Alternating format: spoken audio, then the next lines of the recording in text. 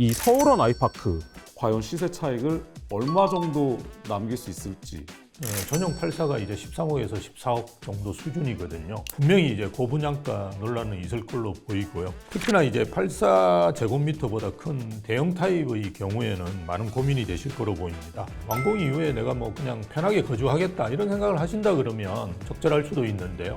그게 아니고 나는 뭐 시세 차익을 좀 노려보겠다. 그런 분들이 볼 때는 저는 뭐 그럴 시세 차익이 크지는 않다라고 이제 볼 수 있습니다. 특히나 이제 입주하는 시기가 2028년도거든요. 그때까지만 하더라도 거의 뭐 4년 가까이 남은 시기니까요. 여타 이제 기존 아파트들이 어느 정도 상승할 것인가 이런 것도 사실 고려해 봐야 됩니다. 16억에서 20억 가까운 돈을 투자하는 건데 평수를 조금 낮춘다 그러면 마용성까지 노려볼 수 있는 금액이니까요. 좀 생각해 보시는 게 좋지 않을까 그렇게 봅니다. 구독자 여러분 안녕하세요. 금주머니 TV입니다.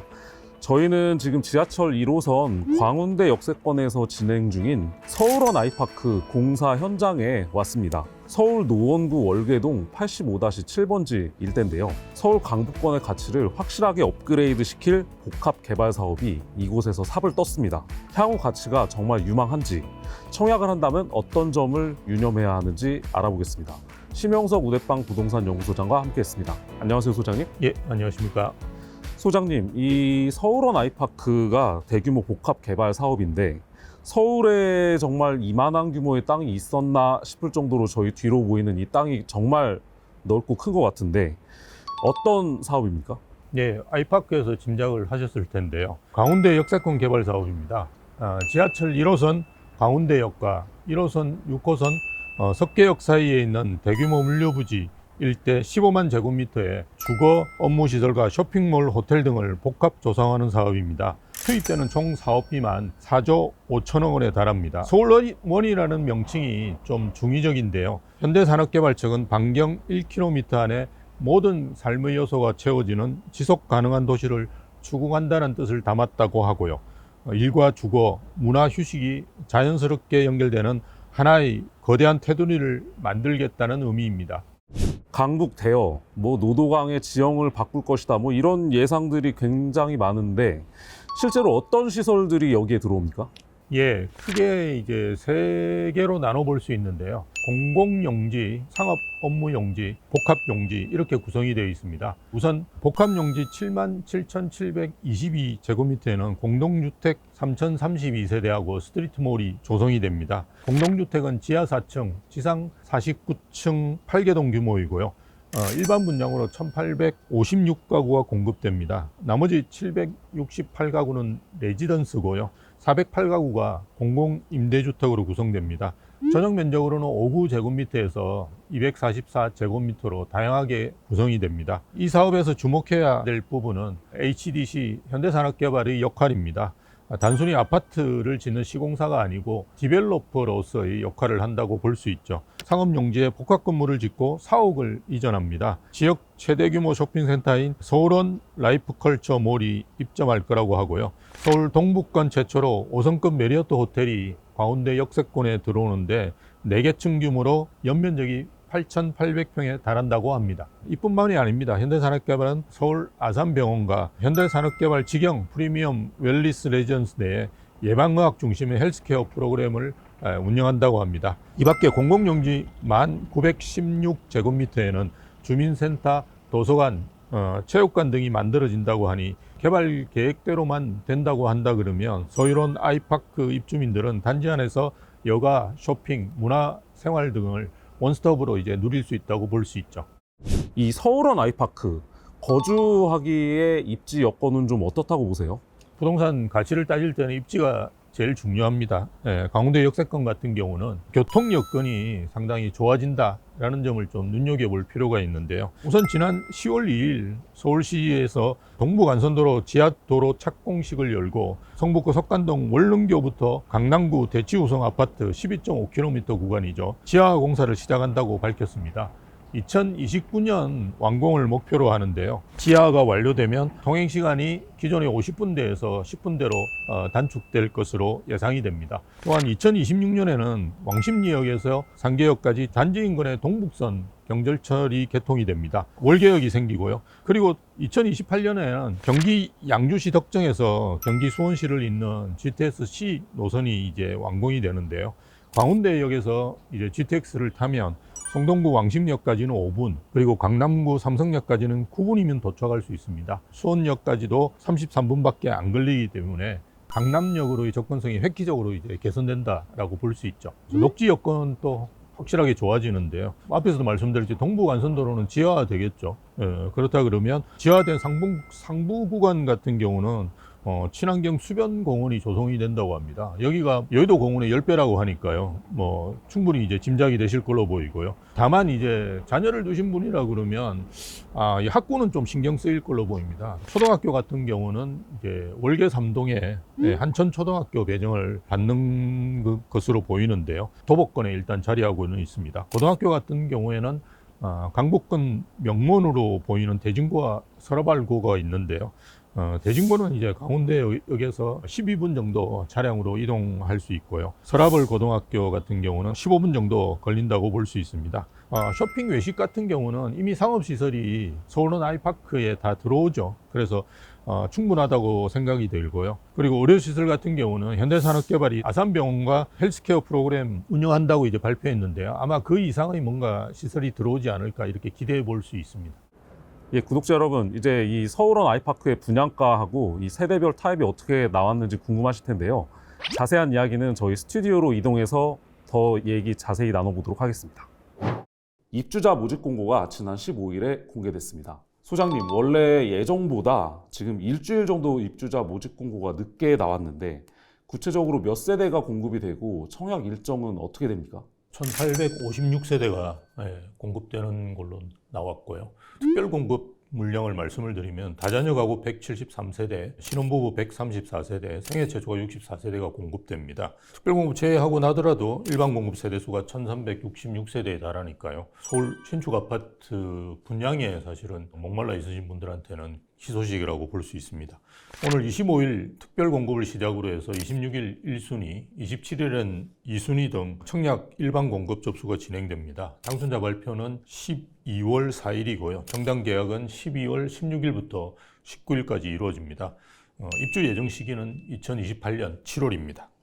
이 사실 청약 시장에서 가장 중요한 건 분양가인데요. 서울원 아이파크 세대별 분양가가 얼마로 책정됐습니까? 예, 일단 분양가가 좀 높다는 인식이 많다고 볼 수 있는데요. 전용 59제곱미터부터 244제곱미터까지 면적별로 15개 타입이 나왔습니다.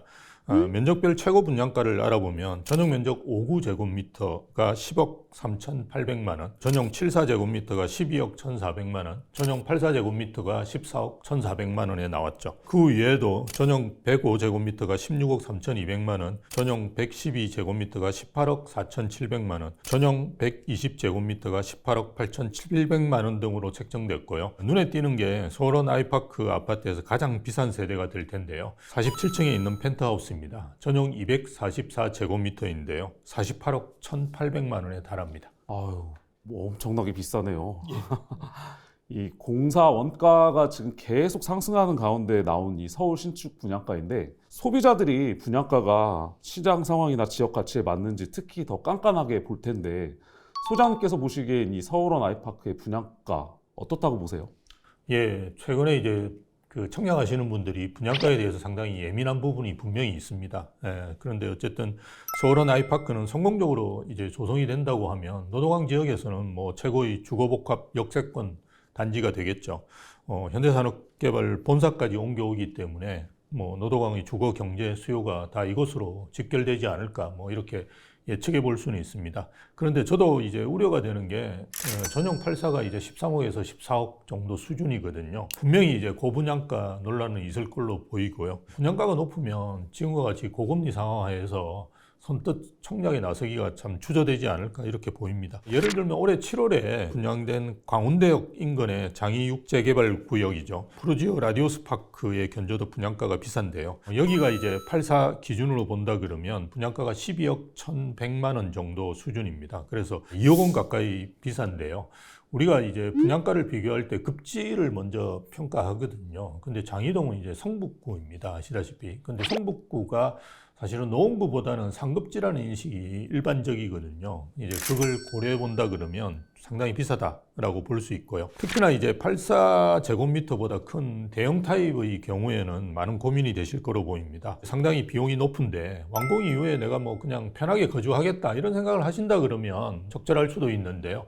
그게 아니고 나는 뭐 시세 차익을 좀 노려보겠다. 그런 분들이 볼 때는 저는 뭐 그럴 시세 차익이 크지는 않다라고 이제 볼 수 있습니다. 특히나 이제 입주하는 시기가 2028년도거든요. 그때까지만 하더라도 거의 뭐 4년 가까이 남은 시기니까요. 여타 이제 기존 아파트들이 어느 정도 상승할 것인가 이런 것도 사실 고려해 봐야 됩니다.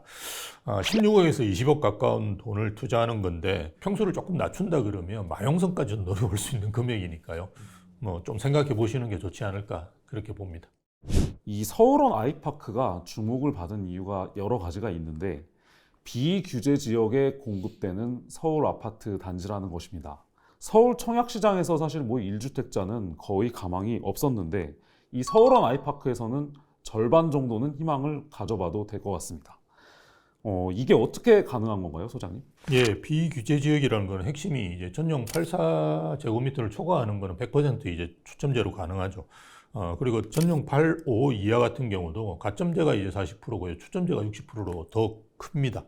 그래서 100% 추첨제로 선정하는 물량이 944세대나 되기 때문에 이미 주택을 가지고 계시거나 아니면 이제 분양가 상한제 때문에 규제가 많은 곳에서는 청약에 희망이 없던 분들이 많거든요. 이런 분들이 이제 대거 청약을 생각할 수도 있는데요. 뭐 아마 현대산업개발 입장에서는 어쨌든 수요의 확장성을 넓힌다는 의미에서 뭐 이런 전략을 쓴 걸로 보입니다. 재당첨 제한도 없고 실거주 의무도 없습니다. 다만 이제 전매 제한이 1년 있을 뿐입니다. 다음은 이제 거주지 요건, 즉 서울, 경기, 인천에 거주해야 가능합니다. 그리고 세대주든 세대원이든 모두 청약할 수 있고요. 입주 모집 공고일 기준으로 보면 청약통장 가입한 지 1년이 넘으셔야 되고요. 면적별 예치 금액이 입금되어 있는지 또 확인하셔야 됩니다. 청약의 관건은 그래도 역시 자금인데요. 중도금 대출은 어느 정도 나옵니까, 소장님? 예, 중도금 대출 경우에는 이자 후불제 조건으로 전체 공급 조건에서 60% 내에서 융자가 알선된다고 입주자 모집 공고에 명시가 되어 있습니다. 예를 들면 이제 전용 84제곱미터 같은 경우는 최고가가 이제 14억 1,400만 원이죠. 8억 4,840만 원은 대출로 충당하고 5억 6,560만 원. 그러니까 발코니 확장비라든지 뭐 취득세 이런 걸 고려한다 그러면 6억 원이 되겠죠. 그 정도는 있어야지 무리 없이 내 집 마련을 할 수 있습니다. 그런데 중도금 대출 조건이 무이자가 아니라 이런 걸 이제 우리가 이자 후불제라고 이야기를 하거든요. 이런 점에서 유의를 해야 되는데요.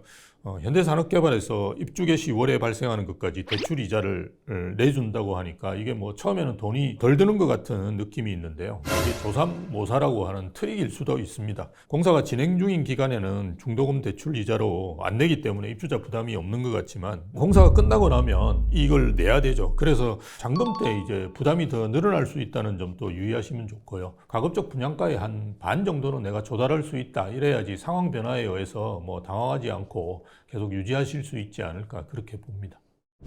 이 서울원 아이파크의 가치가 어느 정도 선까지 갈까? 이거와 청약을 해서 당첨이 돼서 내 것을 만들었을 때 과연 시세 차익을 얼마 정도 남길 수 있을지 답변 부탁드리겠습니다. 예, 청량리 역세권 아파트와 비슷한 시세 추이를 보일 걸로 저는 생각하고요. 대형 타입이 100% 추첨제라고 하면 그렇다고 하지만 사실은 전용 84제곱미터 이상에서는 노도강이나 서울 동북권 지역에서의 수요는 그렇게 많지 않을 거로 봅니다. 강동구 성내동에 분양한 주상복합 아파트가 있습니다. 그란츠 리버파크인데요. 전용 84제곱미터가 16억 4,200만 원에서 19억 4,900만 원에 분양했는데요.